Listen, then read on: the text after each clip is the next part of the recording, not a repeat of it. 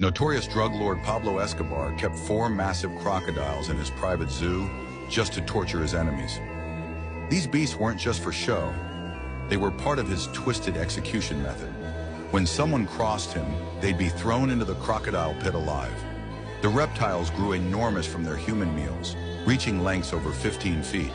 Escobar would often host parties where he'd force guests to watch these horrific feedings. His personal hitman later revealed that over 50 people met their end this way. After Escobar's death in 1993, authorities found the crocs still living in his abandoned estate.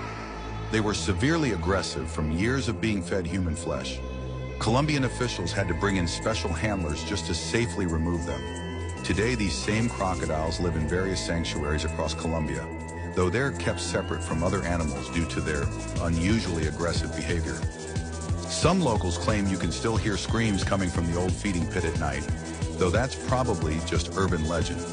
What's not legend is that these reptiles were part of one of the most brutal execution methods in cartel history.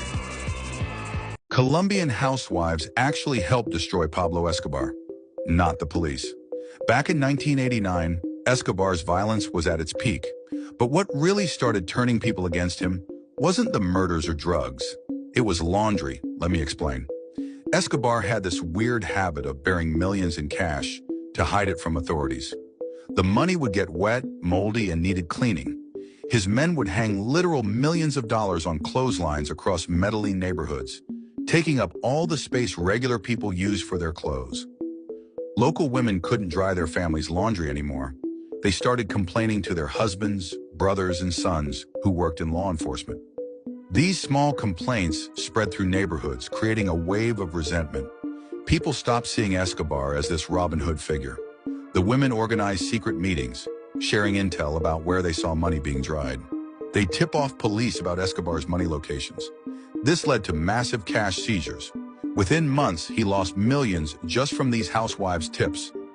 Historians now say these women's resistance was a turning point. It showed people weren't afraid anymore. By 1993, when Escobar was finally killed, most of his own community had turned against him, all because he messed with Laundry Day. Sometimes the biggest empires fall not from bullets, but from ordinary people standing up for simple things, like being able to dry your clothes in peace. Strangest thing I discovered about China's worst criminal? He managed his empire from a tiny noodle shop. Zhang Yongming ran his billion-dollar drug operation while serving bowls of beef noodles for $2. By day, he was the friendly neighborhood noodle guy. By night, he controlled 40% of China's meth production. The noodle shop was actually genius. Perfect cover for money laundering and meeting other criminals. He'd write drug orders as noodle recipes and hide cash in bags of flour. Police walked past his shop for 15 years, completely clueless. Sometimes he'd even serve them lunch. The craziest part? His noodles were actually amazing. People lined up every morning, not knowing their favorite noodle chef was also cooking up the biggest drug empire in Asia. He got caught because one of his workers got drunk and started bragging at a bar. When police finally raided the noodle shop, they found $3 million stuffed inside bags of noodle flour.